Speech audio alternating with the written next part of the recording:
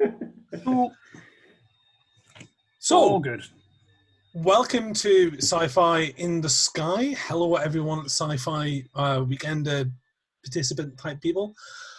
This is a recording, so you can feel free to make a comment in Twitch, and if you want to, we'll travel backwards in time. We'll read your Twitch comments and we'll act upon them. That is something that we will definitely do. That's completely and 100% true. Would I lie to you? This panel is called Outrageous Liars, and I'm here with some absolutely perfectly honest, always truthful gentlemen who will not be telling a single fib throughout the entire show. My name is definitely Ed Fortune, and I'm here with the foppish and yet also impeccably dressed Simon Spindles Pothast. Hello. Good evening. I'm also here with Paul Foxcroft, male comedian, hence the stamp. Hello. We also have a token Welshman here, and also full-time for Lukas. Hello. Hello. And finally, we have Sean Mason, who is in his kitchen and is also definitely on fire due to an Egyptian curse. Hello. So, the rules for this game, in case you've never heard of this before, and why would you? It's absolutely obscure and pointless. The aim of the game is for the players to tell the most truthful, accurate, and honest story possible about their elaborate and complicated lives. Their friends, who have heard these stories before, will politely embellish and interrupt at certain points. There is a scoring method. It is up to me. It requires secret special herbs and spices. And yes, each one of you will have 3 minutes. There will be a score. There will definitely be a score. And if everyone's sitting comfortably, is everyone sitting comfortably? We are. You're supposed to lie, yeah? No. Except for you, Sean. Of course, you're on fire. Yeah, but I'm used to it at this point. I'm numb to the pain. You're a cooking lobster. And Ed, when you say there will be a score, do you mean that somebody else will provide musical accompaniment? No, I mean there'll be an elaborate heist and we'll all get a percentage of the profits. Of course, the other type of score. I was planning to lightly cut some paper with one half of a set of scissors. I was just hoping to pull. So I didn't hear what that was. Oh man, this is going to come out real good in the edit.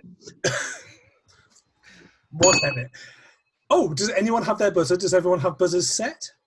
I don't have a buzzer, but I do have my 1996 Power of the Force Han Solo blaster, which I assume you can hear. I have a old-timey hotelier's bell, which is reflecting enough light that it mostly appears as my background. Oh no, there it is. There.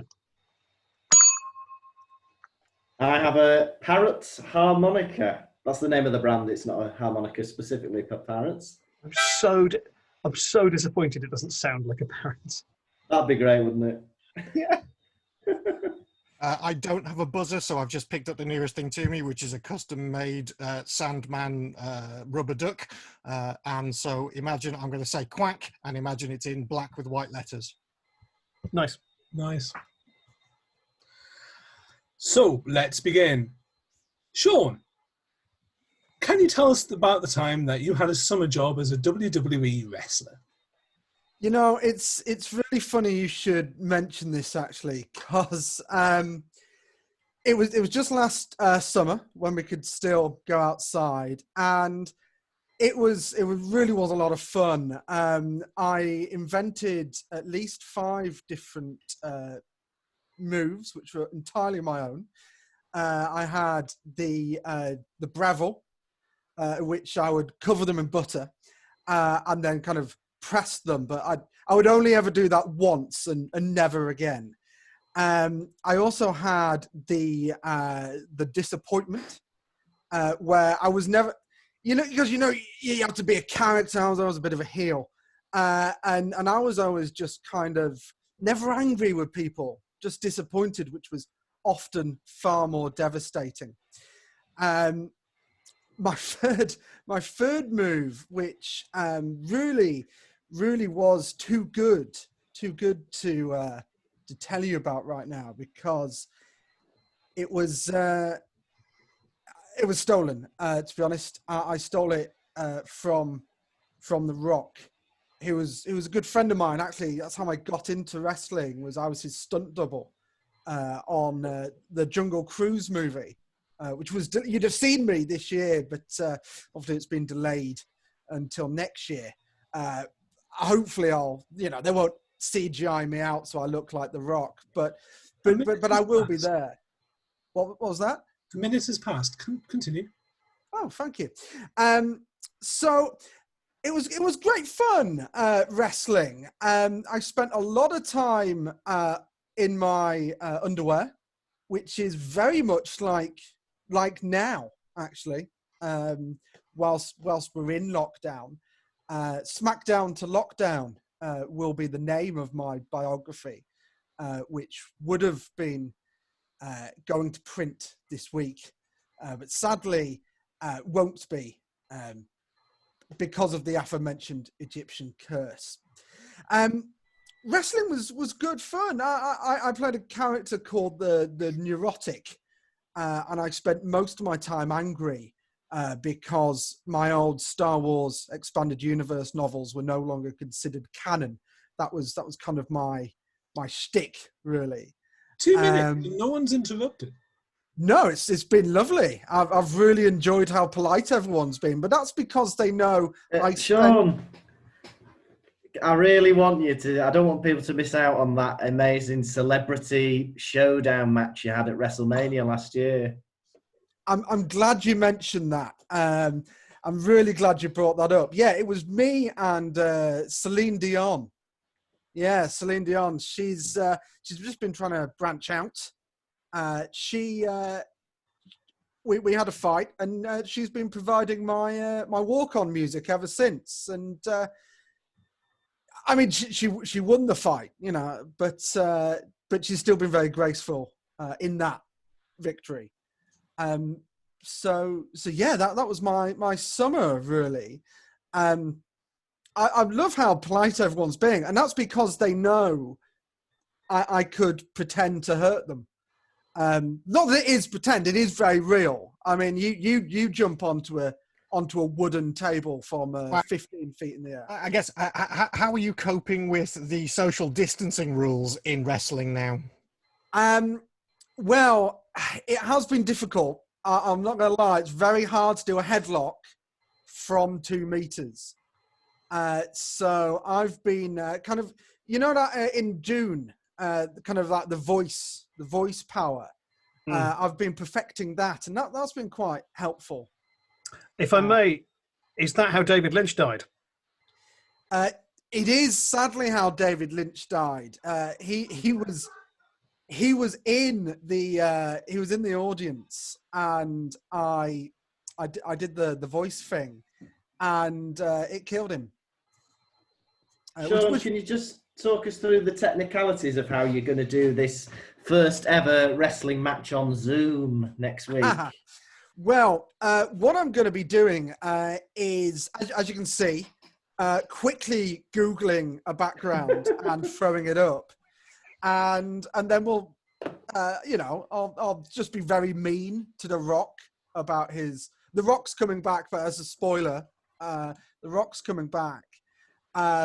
And is, obviously there are other wrestlers that I could name, but The Rock is the best one. Sorry, just to interrupt for a second there, I'd love your memorized list of 20 wrestlers. Oh, yeah, of course. There was Stone Cold Savage, Lukewarm Allen, the Giant Haystacks, Andre the Giant, Dave Fists, Barbara. How many is that? That's six. That's 6. Okay. How long left, Ed? I'd hate to run out of time mid list. That's 7. Weirdly, that is a wrestler's name. You have 10 seconds left on the clock. 10 seconds. Carl Craig, fight, broken ribs, ankle biter, jailbait, bad Nick. Yeah, all of them. You need to confirm the truth of this before I can end the. Well, obviously, sir. I'm sorry I've run out of time to finish that list, but as you can tell, everything was completely true.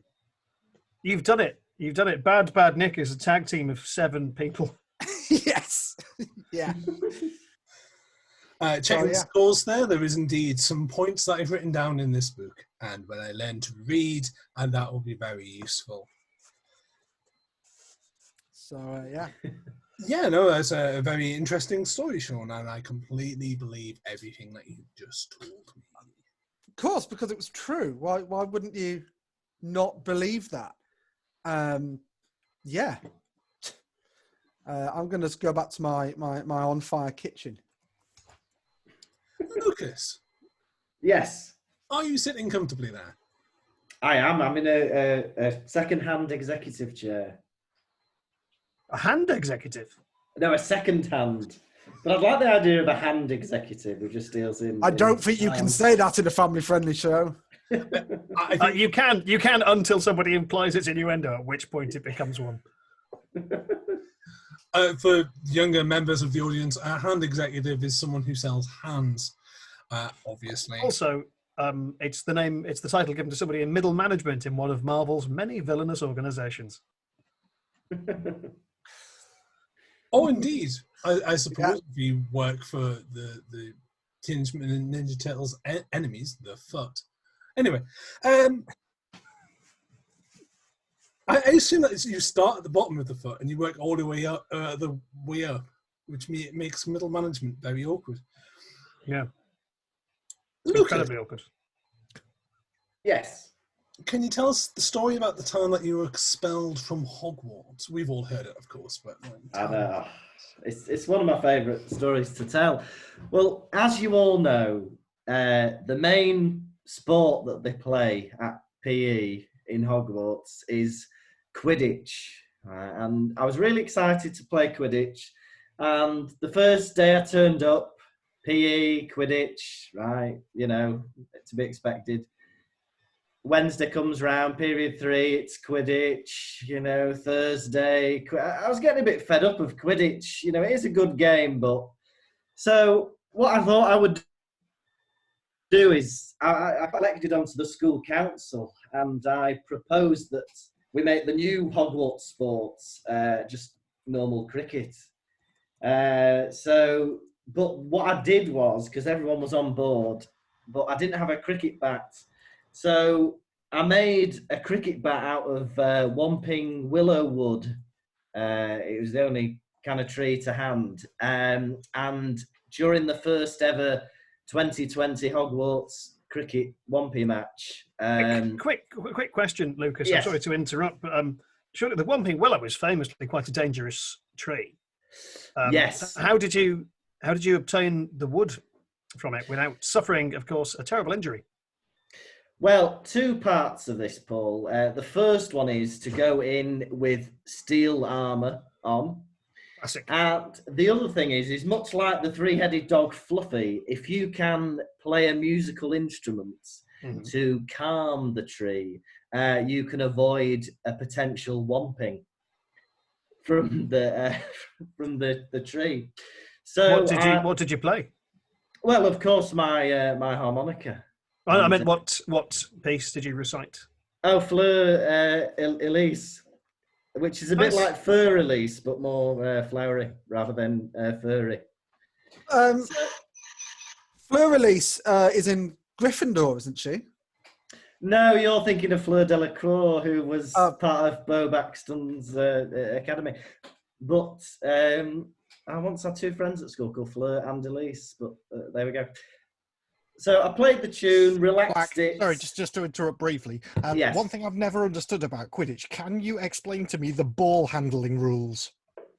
Yes, as long as you have seeked permission and that's been given, you can handle any of the balls in the game. And are there any particular rules for handling the golden snitch? Well, if you break the wing, you lose your £5 deposit. So that's the important thing. So if you are going to grab the snitch, try to pinch on the non-wing kind of curves of the sphere. What's the technical term for that region? Groping. The groping? Yeah, so it's like... Oh, groping is the grip. Yes, yeah, so it's what's the grip. The spherical part of the snitch? Does that have a name? Oh, yes, that's fondly known as the golden arc. Oh, nice. Yeah. So I calmed the tree down. I say chopped. It was more of a sliver of bark that I then kind of solidified with nitrates, and that became the cricket bat. But then, of course, can I ask a quick question? Yes. Sorry, can I ask a quick question? Which is, why did you opt to use basic chemistry as opposed to the abundant magical resources available at Hogwarts? Well, I'm a classicist, you see. I think, why have Quidditch when you can have, crickets? A Twix. Oh, yeah. Why have transfiguration when you can have science? And I was campaigning to have, national curriculum subjects rather than, the magic ones that we were learning in school. Well, yeah. But the problem was during the first match, the cricket bat came to life and accidentally whomped a spectator. And it was a big hoo-ha. Yes? Lukas, how did you feel when, you were playing and then regardless of the score you were getting, all the points are arbitrarily just given to Harry? Well, it's very, very frustrating, and naturally being a Slytherin, I'm never going to win against a main character. So it was very, very disappointing, and I think that's why maybe I hit the ball with a bit more warmth than I should have done, and that's why I ended up cracking 3 ribs of a lady. Yes. I was going to ask, was the person injured in the crowd, were they David Lynch? It wasn't David Lynch. It was just a woman called Jeanette. I don't know her surname, but she wasn't very happy and sued the school and wrote some very smelly tweets on Twitter about it as well. Yes. Follow up. What is the legal process like in the wizarding world? Just ground up. Just from the ground up. Explain that. Basically, if you can do a spell that gets rid of any evidence, that will save you a lot of paperwork. Right. You can also do law ritius quilius, and then it'll kind of make up some new laws. But generally, you just want to employ the services of a barrister, because personally, as a 11-year-old child, I had no knowledge of wizarding or Muggle law. You have 30 seconds left on the clock, by the way. Thank you. You would have had more, but they keep interrupting you. It's shocking, really. I know. I've got so much more to say. Of course, I came back. It was first kind of a suspension, and I was on a kind of probation period. But then basketball, somebody ended up being strangled by a net. I tried to bring back rugby, but so just clearly you have a fascination for balls. I mean, I do, and it did start in high school. I think when you do go to boarding school, that will happen, especially when you're all crammed up in that common room. But yeah, and the rugby ball ended up being a dragon egg, and that was a terrible experience too. Yes, Paul. Quick follow-up. Who would you say of the Hogwarts alumni you came up with, whose balls did you enjoy the most? Well, I don't know if you remember rugby player Jonathan Wilkes, but not Jonathan Wilkes. He was Robbie Williams' friend. Johnny Wilkinson is the person I'm thinking of. I think Jonathan Wilkes also played rugby. Well, for Hogwarts, I believe. Yes, exactly. He played for the Slytherin B team. You're right. But You know, he had very nicely shaped balls, but I think that came from home. He kind of brought them with him on the Hogwarts Express. And we are Just to out be of time. And everything I've said is obviously the whole truth and nothing but the truth. And at the end of that round, Paul Foxcroft is in the lead with a stout badger. Lukas is coming up behind him with a firm gorilla. And at the end of the league table is Brian Blessed, as a surprise to everyone else.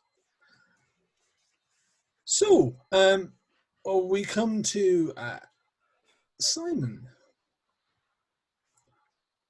Could you tell us about the time that you, without violating trademark or copyright, the time you swapped your father for 2 goldfish? Of course. I mean, obviously none of it's going to invalidate copyright, because it's actually about the time that I had to travel to a Neil Gaiman convention. So clearly this was back in the days before I'd learned to drive. So I was kind of restricted to using public transport or sponging a lift from family members, as was the case in this particular instance. Now, the convention itself was happening at the MK Dons Stadium in the middle of Milton Keynes, which was obviously quite a trek for someone who at the time was living in Lancashire. So I got my tickets for the convention and had to kind of make my way down there, obviously. Barring any kind of magical assistance on the journey, I had to call up my parents, who were obviously the only kind of professional adults that I knew at the time, being a student, who had access to an automobile. And they quite happily drove me down to Milton Keynes. Upon arriving at the convention, I had my ticket. However, I had forgotten to read the small print on the ticket, which meant that the entrance to the Neil Gaiman convention not only required a ticket, but also required 2 goldfish. Now, being stuck in the middle of an industrial estate in the middle of Milton Keynes, there aren't immediately a lot of options. However, obviously at an event like this, they don't expect you to kind of turn around and go home. So you get second-hand goldfish touts who kind of hang around the outer rims of the convention centre, offering up goldfish at some heady prices. Now, obviously, being a Neil Simon, it's right, isn't it, that there was somebody there who was dressed as a goldfish trying to kind of lend himself out to people? Is that right? Absolutely, yeah. I mean, they were kind of engaging in, some may say, kind of black market shenanigans. They were requiring payment in the form of used comic books, which sadly, being that I just travelled there, I didn't have many comic books on me. But you can see a lot of the fanboys kicking around, trying to offload their old Fantastic Four issues and. I even saw one guy trying to get rid of the entire collection of Power Pack, but the goldfish just was not buying that whatsoever. Excuse me. So yes, there were kind of black market goldfish people there. However, the kind of real goldfish sellers, they would only accept actual human beings. So sadly, the parent had to go. So the parent then traded for a pair of lovely fairground goldfish. With those in hand on my ticket, entered the convention, which, just a quick one, which is, if I'm right in that, having listened to you tell the story a number of times, that trade led indirectly to the formation of the dark web. How did that come about? Well, sadly, once you've kind of got into this kind of, again, it's the black market goldfish shenanigans. As soon as you've got in, then they keep coming back for more. They keep wanting more. And the only way that they can then resell the parents is using the dark web, which, Right. as we all know, is an underground lair of spiders where they trap your parents, wrap them up in silk cocoons, and then invite predators from various species to come down there and feast upon the remains of your parents. Very much like the Dark Crystal. Absolutely. In fact, I believe that was exactly what the Dark Crystal was based upon. Ah. So yes, anyway, having the goldfish in hand and my ticket, I entered the convention, which unconventionally was not just into the Milton Keynes Dons Stadium, but was in fact a portal into what some may refer to as the Dreaming. I won't refer to it as that just because of copyright purposes, but it was a mystical castle in a non-corporeal realm where things that you can imagine suddenly pop into being. Dreaming. Quite, yes. Now, go on, Sean. now, if I remember correctly, Simon, wasn't there a bit of an embarrassing snafu that year, in that they'd actually booked a man called Neil Gammon? There was, yes, due to a kind of unfortunate typo from an administrative assistant. Neil Gammon is actually quite a big name in the pork manufacturing industry. I mean, I sat through his talk. It was very informative, hearing how they entice the animals, again, into a lair similar to that of the dark web, and then produce them for mass consumption. It was a very, very interesting talk. But yes, sadly, not quite of the level that we were appreciating at this convention. No, I imagine Neil Gammon has never written like Anansi Boys or Neverwhere. But he did write a book though, didn't he? He did. He wrote Neil Gammon's Morphology, which is a study of how to turn small clay animals into viable foodstuffs. And on that, I believe you're out of time.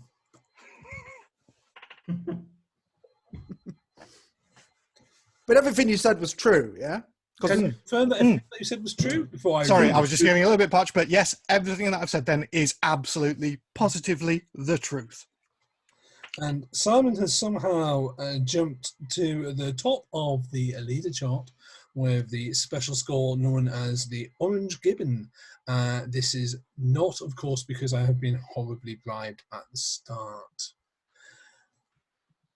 Mr. Foxcroft. Hello. Can you tell me about the time that you became the king of all dragons? Oh, I love this story. I can. Picture the scene. It's 2003. It's Buckingham Palace. Not Buckingham Palace, what am I talking about? Windsor Castle, sorry, the other one. Windsor Castle, and of course the city of Windsor. We've all seen it in the films. I'm there. Sorry, excuse me, is that the one that's made of Lego? Yeah, Windsor Castle, brackets, Lego. Marvellous, thank you. But you'll remember the actual Windsor Castle, the true Windsor Castle, if you will, the prime, had a fire in the early 2000s, and Lego was used to elicit a quick repair and reconstruction of it. It's a very usable, very viable constructive tool, and readily available in the borough of Windsor. If anything, there's a surplus. However, Windsor Castle, 2003. I was there visiting the town of Windsor because of a clerical error, and there was what I can only describe as a storm. We've all more familiar with the storms. The classic things: wind, lightning, thunder at a slight remove. And the wind picked up.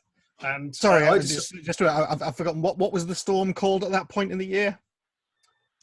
Chris. Of course, Storm Chris. But it later that was a basic storm, which later evolved into a stage 1 storm, which I believe was called Storm Chris Eubank. And then the stage 2 version of that was Storm Chris Eubank meets Louis Theroux. The storm had picked up.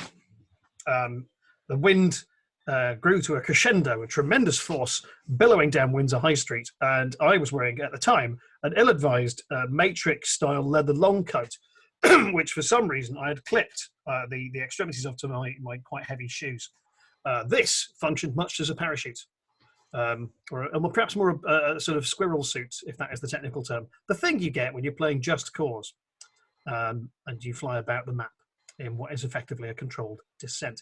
I was swept away up into the clouds, into a realm of pure fantasy and magic, which I do believe exists outside of copyright, wherein I was dumped in, I suppose you'd call it a sort of town square, or a sort of ersatz town square, and surrounded by a variety of dragons.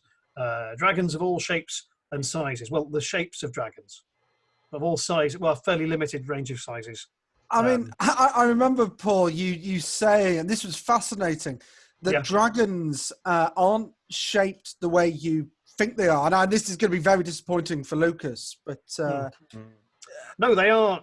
They're shaped almost exactly like Lukas, but they taper.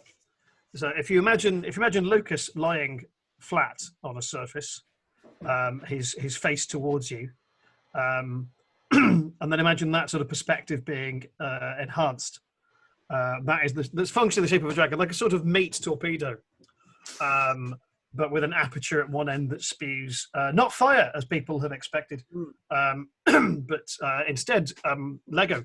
Dragons are the source of Lego, and people used to think it was fire. That was my nickname at school, the meat torpedo. But I remember you had a Lego-based nickname at school, didn't you? Yes, my nickname was simply the Go, but of course I went to a French school, and so it was dragon's breath, which for centuries has been believed to be fire, is merely red Lego mixed with a sort of orange Lego, and basically what the dragons do is suspended in the sky atop in this cloud kingdom above Windsor, is what they're effectively doing is constantly vomiting Lego into a sort of funnel that falls into Legoland and is sorted by the Legoland staff and then packaged and sold on to third-party retailers. But I went there, I met the dragons. I was the only human in their realm, and they'd seen us from on high, but had never interacted with us directly. And they had a series of questions, and so I was put in a chair which rotated slowly, and as I faced a dragon, it would vomit Lego and then ask me a question, always in a yes/no form about the human existence, and so my answers were kind of yes or no about those. So what kind of questions were those? Is milk good? A lot of them are very subjective, was one of them. For some reason, that question was asked 3 times by different dragons because they're not good listeners. I'm trying to think some of the questions were, again, they're all yes or no questions. Is Germany's primary export iron? One of the dragons asked me what my favourite kind of cake was, which of course wasn't a yes/no question, and that dragon was brutally killed immediately by all of its brethren. They're very hardcore rules types, the dragons. And of course, after the death of that dragon and its removal from the official legacies of their kind, there was an opening in Dragon Society. I was invited to join. And then, I mean, simply by dint of having a lot more free time, because I don't regularly vomit children's toys, I was able to effect a quite, I'd argue, dynamic political campaign. And then when the next king election came round, not a thing you usually have in the human world, the king election, they're a constitutional monarchy. Paul, like Bowser. Paul, I believe you were initiated into that society the same afternoon as Princess Beatrice. Is that right? Yeah, I was, which is weird. They do a couple of initiations. I think it's like two every year, and they do them on the same day. And you get paired up with someone. So previous pairings have been Lennon and McCartney.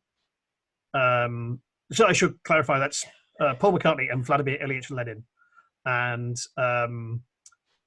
who else? Little and Large, the 80s comedians. And me and Princess Beatrice. And her sibling, is it Eugenie or Eugenie? Oh, no, I was around to say Princess Eugenics was not permitted to join us. 10 seconds left. Sorry? 10 seconds left. Oh, then I married a princess and became a king. Booyah. The part of the initiation was getting married. Paul McCartney's married to Lennon. And everything I just told you is 100% the gospel truth. Well, this mug wasn't stolen from the set of The Flash. And according to my calculations, Mr. Foxcroft is in the lead, and Mr. Mason appears to be in the kitchen, which is still on fire. Still on fire, yeah. So we now move on to the sudden death round, which is unfortunately titled because it's quite slow and we're all still alive. Prove it! No. Oh, fair enough. So, Mr. Spindles. Yes. The story behind that name is one that we will not cover in this show, but instead, I would. It's because I'm a record player. I thought it was because you knocked out a princess. No. It's because people gravitate towards me. Like planets or magnets. Yes. So I'm a gravitational spindle. Or apparently owners of large wildcats, but that's a different story. Mr. Spindles, can you tell us the time that you lost your superpowers?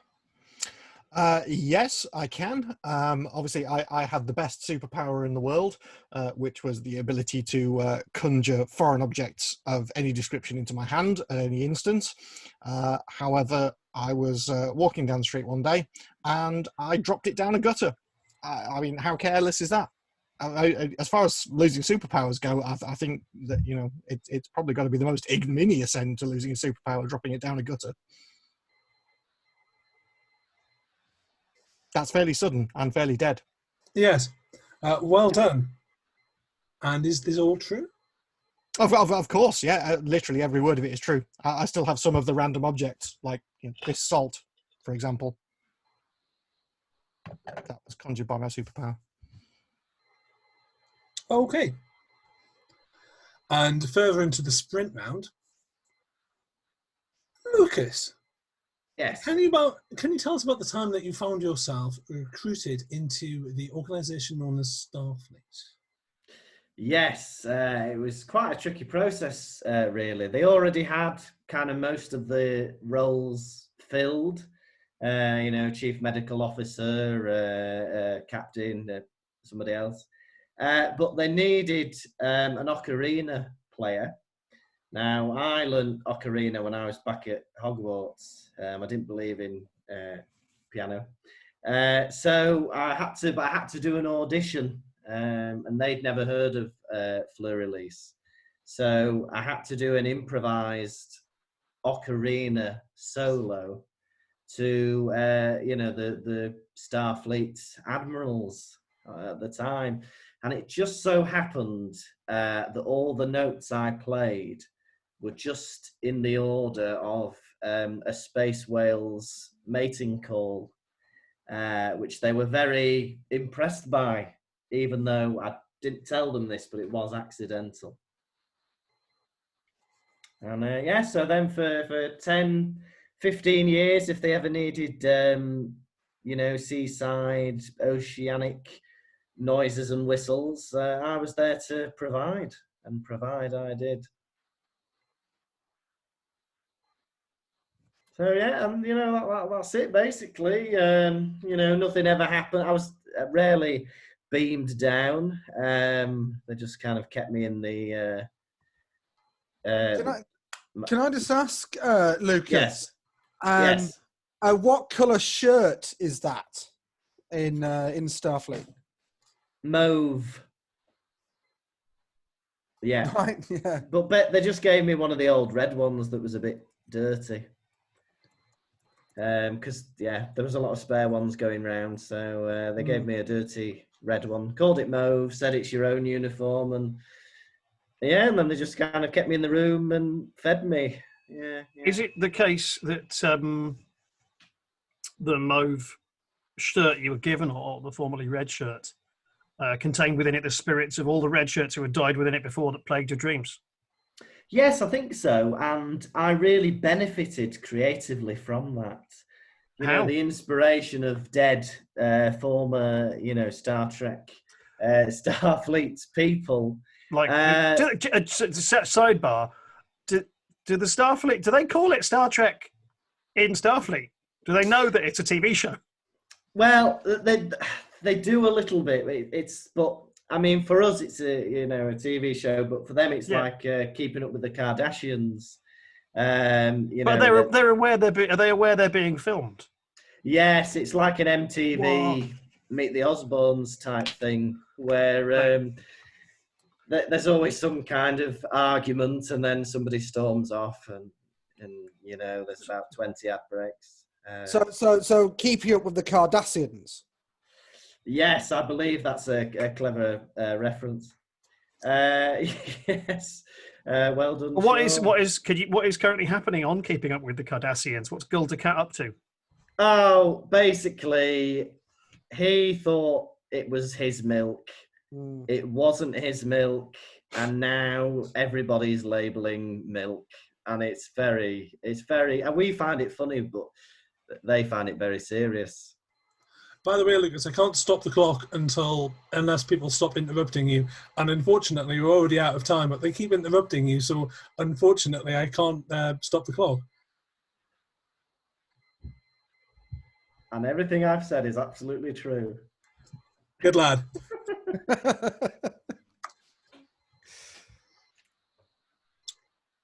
Mr. Foxcroft. Yeah, what? Now, obviously, I've heard the story before, but could you tell We all have. Oh. Could you tell the audience, who are, of course, on Twitch, and if they would like to applaud, they can applaud by writing the word applaud into Twitch. Apparently. Which is, of course, remember, audience, exists only in your past. And our future, and also our current nightmare, because time has also collapsed. Mr. Foxcroft, can you tell us about the day that you acquired one of the Queen's corgis?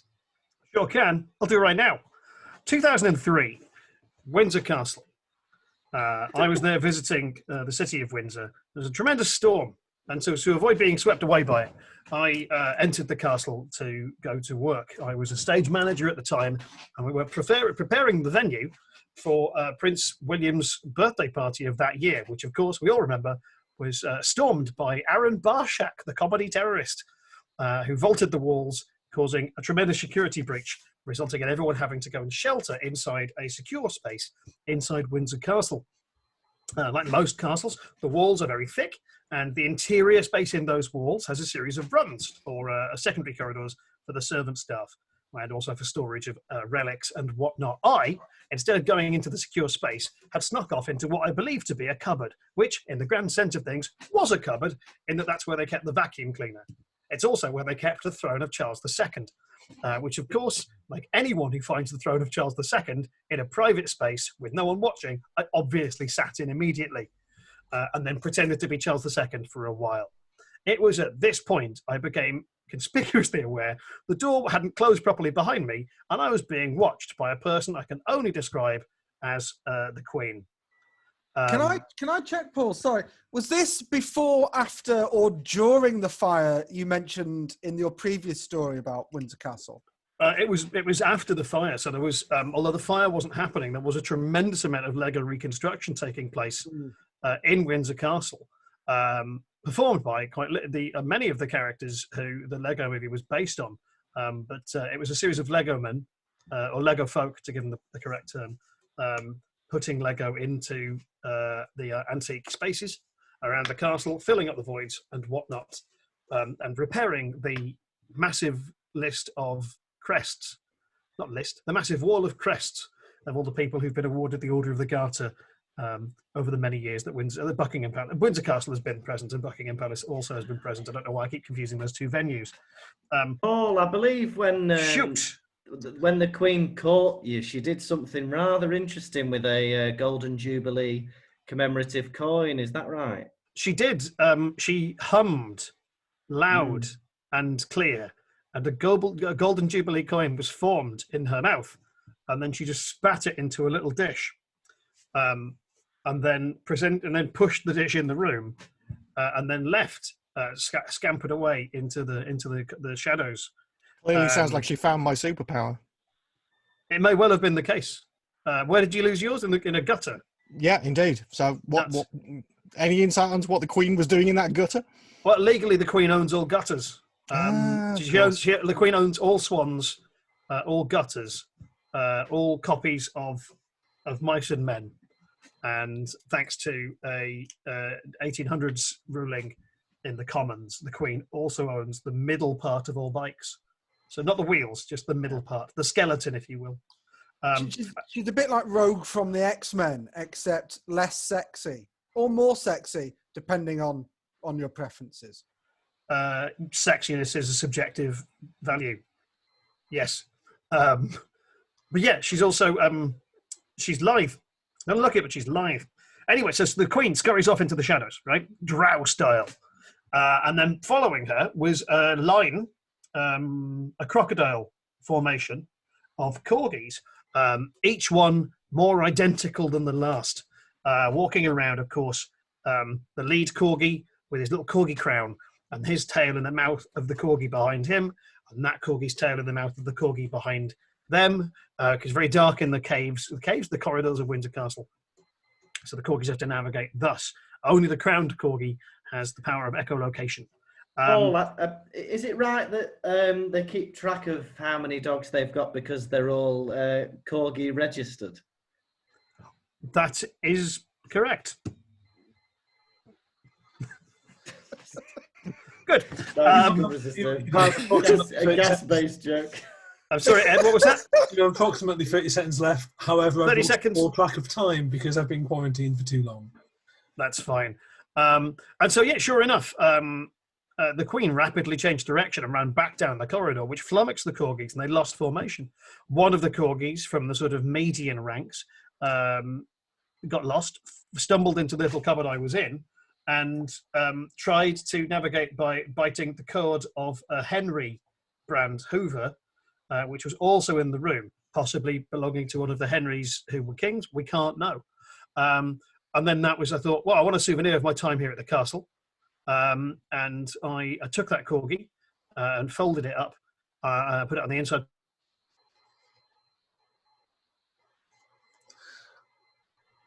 And on that note, Mr. Foxcroft appears to have been frozen in time. That's what happens when time collapses. Yeah, he's trapped. We've entertained that dog ever since, and every single. Did I cut out then? You indeed, I believe, trapped in a time crystal, like one of the villains from the Superman 2 movie. Did you go ahead and look at the comments on Saturday? I did. Yeah. I did. A lot of people are claiming to have found Spindles' powers. Like a lot. You have no time left. That's cool. I'd finished while you guys were unable to hear me. And let me tell you guys, it was great and plausible. I'm afraid there is no way of recreating that story. Can you confirm it? I sure can. Everything I said that you were not able to perceive was 100% true.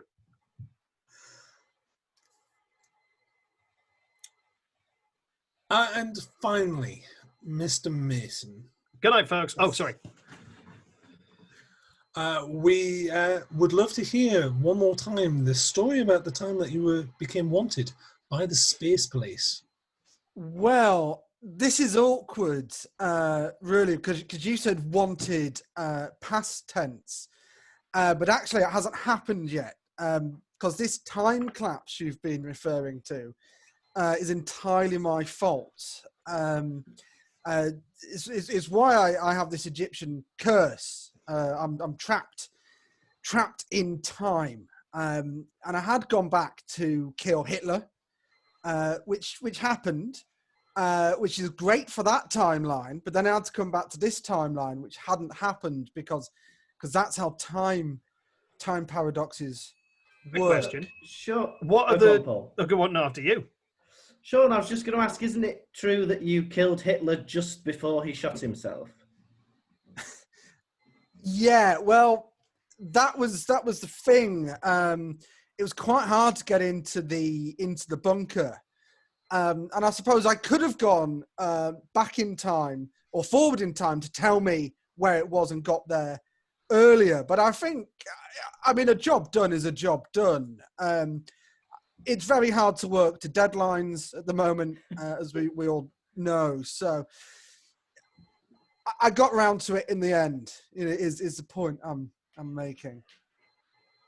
Paul, you had a question in the past, but possibly the future, because like I said, time is no longer a thing.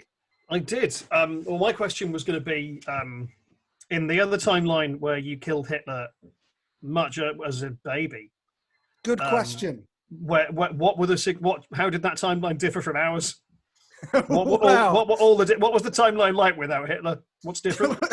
Well, the timeline without Hitler was actually quite fascinating. It turns out that Britain invaded Europe instead. Oh no! Yeah, in many ways it was worse. And how many specific ways?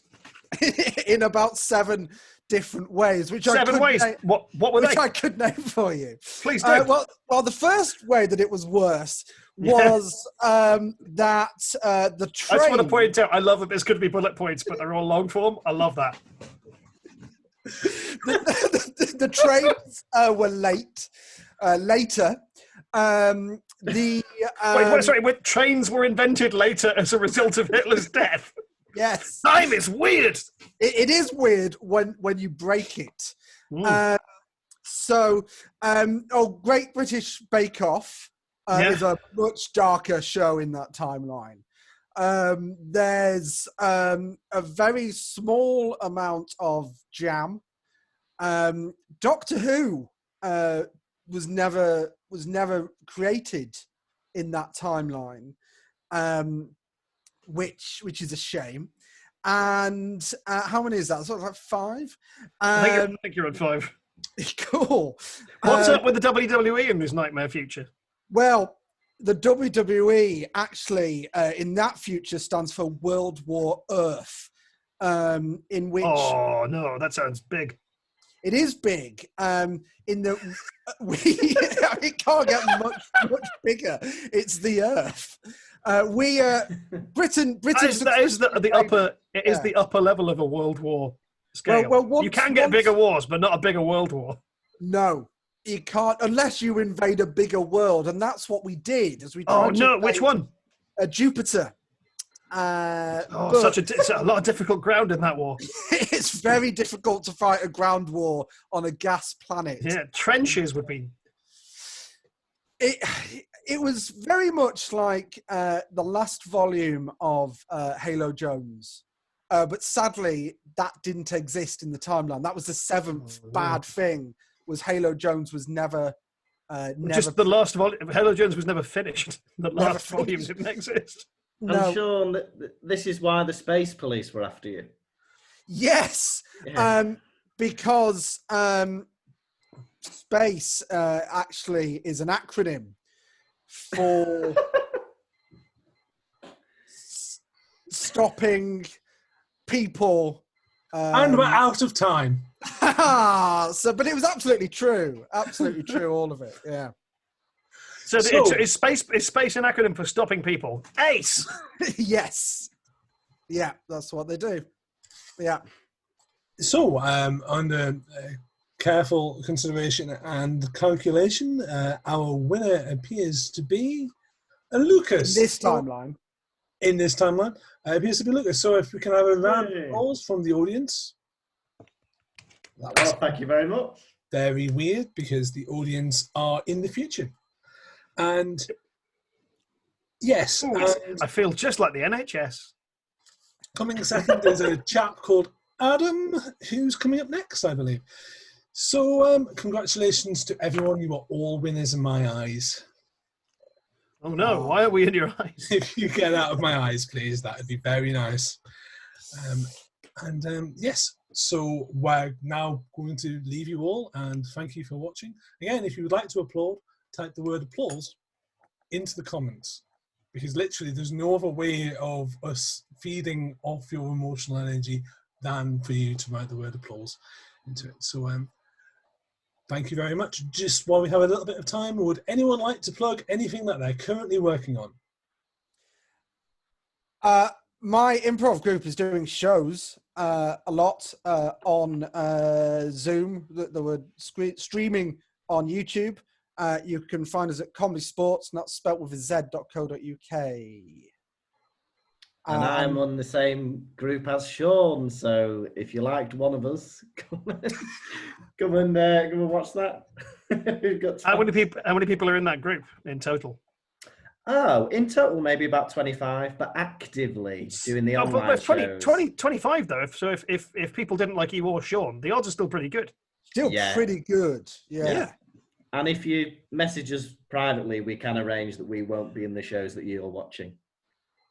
That's a level of service you rarely find in performance environments. Yes. Yeah. I'm going to be hosting a workshop in how embarrassing it is to misunderstand the word quickfire. Lovely stuff. I'm doing my stupid comedy show Questing Time on Twitch Saturdays at 7 p.m. British Standard Time, where I make 4 comedians play Dungeons and Dragons in what is now turning into quite a long running campaign. But it's me hosting that and DMing, and my comedians are Bryony Redmond, Richard Soames, Matt Hayton, and Rufus Hound, who is making me run D&D for him because he doesn't understand the rules enough to play in his own home. That's Questing Time, and I've got. Oh no, I can't talk about it yet because of the stupid NDA. I'm in a thing, and it comes out soon. And on that mysterious bombshell, goodbye.